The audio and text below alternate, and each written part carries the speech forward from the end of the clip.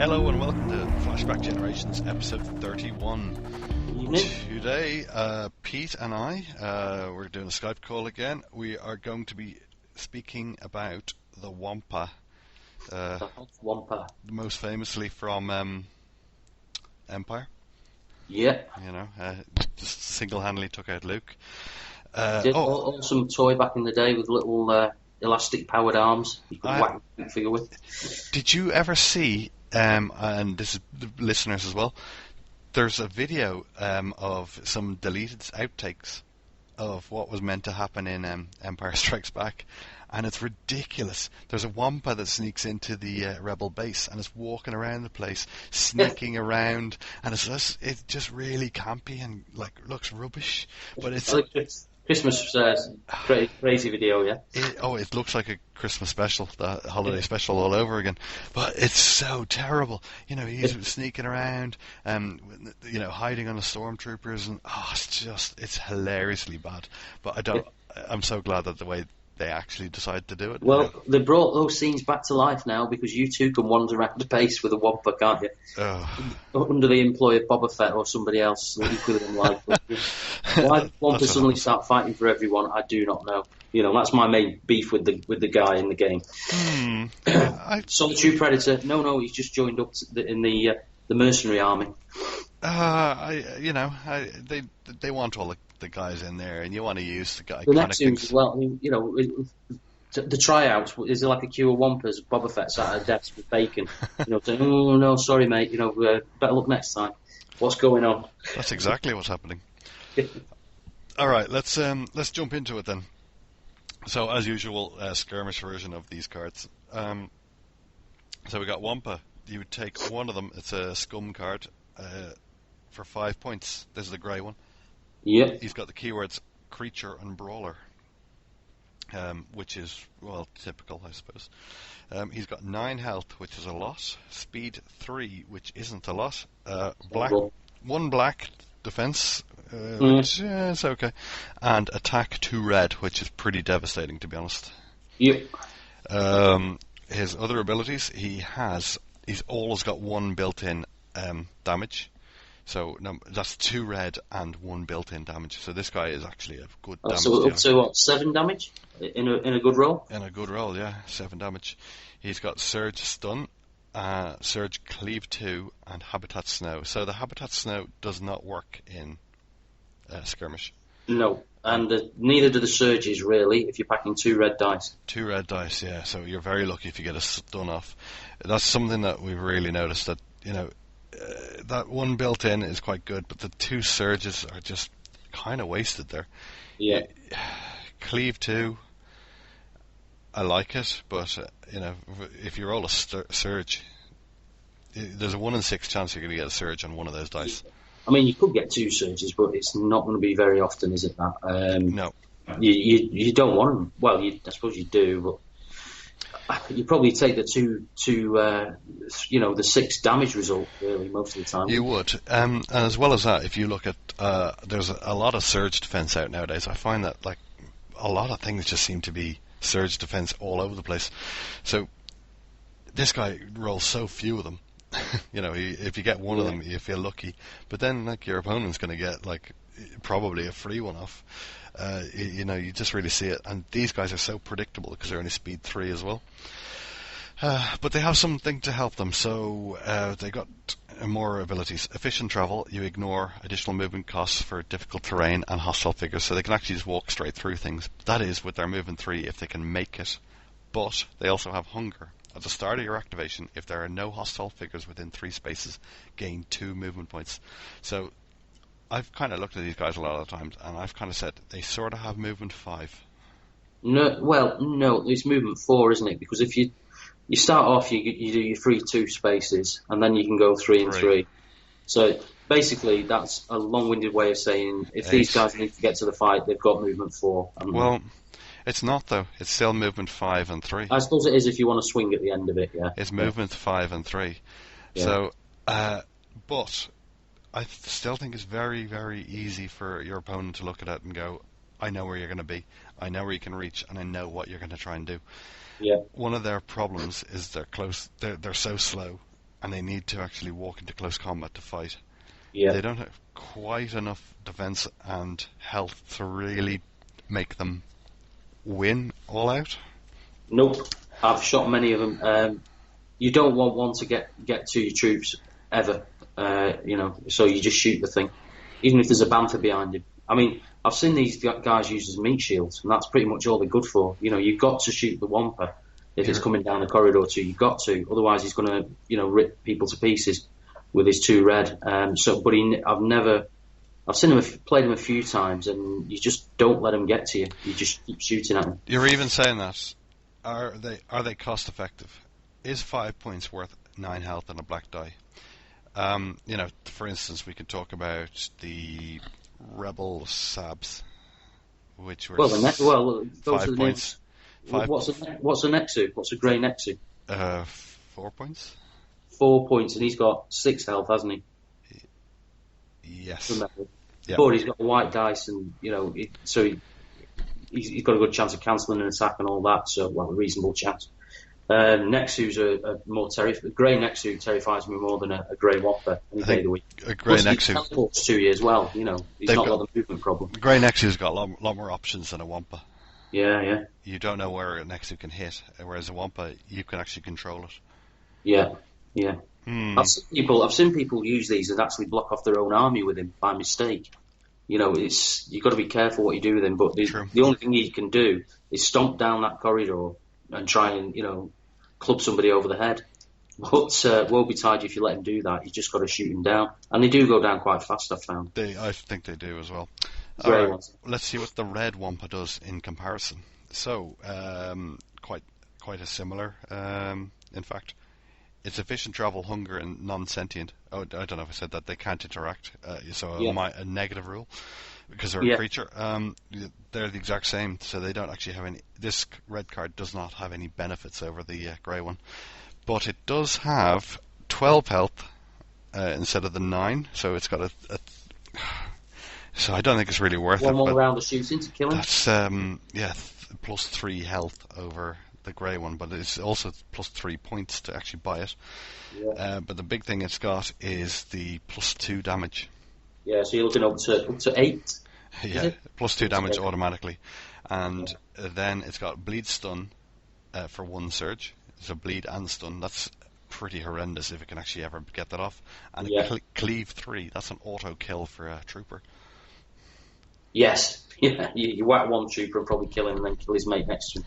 But the problem is here again that we were saying about these surges, and for 8 points versus 5 points, I just think that these are one of the worst buys you can do. If you're going to buy these, you buy the grey ones. Yeah, because they are a meat shield, and they'll save your Bantha from being shot for a round or 3. You just can't rely on surges. Like playing the dice game isn't going to work, and they have the same ability. The 2 cards have the exact same abilities. What's the point of the red ones? That's a lot of points. That's almost quarter of your 40 points, right? Yeah. As opposed to 1/8. That's when I round up things and round down, that's how I'd look at it. That these 8-point guys are just so expensive, and they're just going to die to everything. Now I know only people only ever use it on the Bantha. But what about the old Beast Tamer? Beast Tamer? The skirmish upgrade that lets you move. That's a terrible waste of Beast Tamer on these guys, isn't it? Because you get a free move, but it's only 3 points basically, isn't it? And then you'd get hunger, so you'd go 5, and then you get to move another 3, so you're going 8 points, and you've got an action left over. 8 movement points, and then you've got an action left over. But you're paying an extra point at least to do that, aren't you, with Beast Tamer? That's a good point. So, a Wampa is 9 points, and Bantha is 9 points, and this Wampa is 8 points. That's crazy. If you want to compare it, that's what you compare it to. Yeah. So, I think the red Wampa is terrible, and I think the grey Wampa is, at best, average. Yeah. This is like the mercenary equivalent of the E-Web, isn't it, really? Now, on the flip side, so I'll talk about good lists. What about Devil's Advocate? What about maxing out your list with them? That's what I've done. I'm going to talk about that now. Oh, so they are creature brawler, what you can do for your list is you can actually try and take a lot of creature brawlers in there. So creature brawlers in this sort of list, you're going to have sand people, wampas, banthas, and nexus. Okay, so you got a lot of creatures. So then you can actually really try and max out your command deck with creatures and brawler cards. And to be honest, it's okay, but it has some really bad matchups. Yeah. So anything with stun, for instance, it just kills it, because ultimately what you've done is you've made a whole close combat list. Yeah. And that doesn't really work in the game so hot, I found. Because, I've tried the Wookiees as well, and, they absolutely nail some lists, but like if an opponent is savvy enough, they can keep on backing off and walk in, do this shoot and retreat, Basically, and even if they're taking long shots. It's the caveman with the club versus the caveman with the crude bow and arrow, isn't it? Exactly. The bow and arrow won more often. Yeah. So it's the same with these. Yeah. So that's why the old creature list doesn't quite work. Creature and brawler list doesn't quite work. I think that they're a difficult one to fit into the list, as the things that you were saying before. I don't really rate Scum that highly, though. Okay, Skype cut out there, but anyway, yeah. So there's our thoughts on the Wampas. We're not overly impressed with them, but we'll move on to the command cards now. So as usual, we'll talk about two of them in a bit of detail. So the first card up is Survival Instincts. It's a creature card. It costs 1 point, and you can have one in your deck. This, used at the start of your activation until the end of the round, apply +1 block and +1 surge block to your defense results. This, that list I was just talking about earlier, like I was saying, you could have the all creature list. Yeah. Like, it's funny when you actually pull that out and your opponent's not able to wound you. Yeah, but it's only on the one figure who uses it, isn't it? Yeah. So it's not great. I mean, although it is round wide, so if you've got a Wampa sat at the front, protecting everybody, which is how I've seen them used quite often, or whatever. That guy suddenly got +1 defense. Yeah, could be nice. What about on a Bantha? Yeah, keeps the Bantha alive another round, I suppose. In fact, do you know what this is good on? A Nexu. Because that +1 surge. Oh yeah, that's the best guy to use it on, because he gets benefits from getting the surge block. Yeah. So this actually says +2 block and +1 surge block. Yeah. So, and then whatever his white die is as well. So So you're going to have a Nexu who is just going to be awfully hard to kill. That's the guy this card is best for. Rotten that they put a Tauntaun on and they're not giving us Tauntauns yet. No. Do you think we'll get them? Yeah, I hope so. Because the rebels have got no creatures, have they? Neither of the Empire, but they shouldn't have really. The Empire will. The Empire's going to have the... Yeah, think of when Lucas came back and remade it, and I don't know what the lizard things were. The Dewback. The stormtroopers on them. Yeah, why? What? Yeah, I've never agreed with that clip. Well, it's happened. Oh, we're on holiday, lads. Let's get on one of these local lizard things.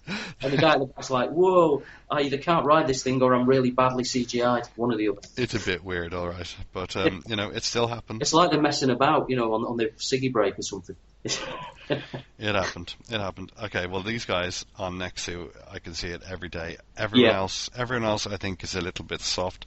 Actually, do you know what? On the Wampa, I think it could be good if that's going to be the big onslaught. Yeah. It could be good. The thing about the Wampa is he's got that E-web size base, hasn't he? So he's very good at blocking off the corridors, the two wide corridors. It's not worth using on a Bantha, I don't think. No, it's just, the best to use it on a Wampa and stick the Wampa in front of the Bantha. Or, like you say, the best use is definitely the Nexu, because you get multiplications out of it. Yeah, all right, good card. Good card if you've got enough creatures to justify it. Needs a creature-heavy deck. Okay, let's talk about a second card, Ferocity. It costs 1 point. You can have one in your deck. Use at the end of the round. Choose one of your opponent's creatures. Perform one attack with that figure. Great card. Really good. It is, yeah, I love this. I mean, if you got the old creature list, like, this is just absolutely vicious because you know that someone's going to be attacking twice. Yeah. You know, it's funny when you got it as well because if your opponent has has something big, and you know the Bantha's got a good shot on it. You know, the red blue. It is a decent shot actually. The Bantha. That's So, not what it's there for, but yeah, it's not. Is it a yellow and a? No, red blue. Red blue. That's it. Yeah, it can be quite nasty, that shot. Nexus, they're the fun one. You know, if you're, I mean, the trouble is you can't guarantee that your opponent's going to have any creatures for you to use this. No, but if you've got a creature heavy list, you're going to take this. Oh yeah, definitely, because you get the double. You might get the double use out of it. You might be able to make one of his creatures betray him for a round. Exactly. So that's cool. But for anybody else, it's usually often going to be a waste of the card slot. You know, if you've got no creatures yourself and you just of course. It's taking it on anti-Bantha. I think it's amazing for 1 point basically have an attack. You know, well, yeah. I mean it's situational, but it's still a situation that you can create. Yeah, definitely. You know, a Bantha, which is really hard to take down. Bang, just throw it down, shoot someone. Then you use Jungle and Terror. So you know, this is just the sort of thing that it's just a great card. It is. It's all right. It's good. It's good. All right, and let's talk about the Wampa. It'll be better when we get the Rancor. The Rancor, yeah, as per the picture. Card, I think, as well. It's coming. The Wampa model, what do you think? Yeah, I like it. Yeah, I like it. It's yeah. I've painted mine, and they've turned out they look very grey. They look like they've been through a cheap laundrette or something. So I need to whiten them up a bit more. But basically, yeah, you spray it white, you wash it black, and then you brush it back up to black. And then all the bits and pieces are black, I think. The eyes are black, the fingernails are black, the horns are black or brown. Mm-hmm. Done. Easiest model ever to paint, really. I think I like the model, but I feel like they should all be a little bit different. Well, that's always the trouble with Imperial Assault, and you know, that's always your beef with it. And yeah, I mean, it should be. There's the old Star Wars miniatures range has quite a few little variant Wampas available. You know, if you wanted to mix it up a bit. I might be doing that. Yeah, there's one that's kind of crouching down, I think, and there's one that's holding a hunk of chewed up rib cage and all that sort of stuff. So, but yeah, it's all right. It's all right. It's just walking along, doing its waving its arms in the air. It's got a strange pose, in my opinion. Like it's very, very dynamic. Really like overbearing, nearly. Yeah. But it's not bad. I kind of on the base, it looks like it's on a surfboard or something. It's all right. Well, he could do comedy stuff and put little flags in his hand or anything. He's a cheerleading Wampa. You could do. Beer bottle, that sort of thing. Yeah. All right. Well, here we'll leave it there, and sure, guys, we'll see you next time. Bye bye. See you later. Bye.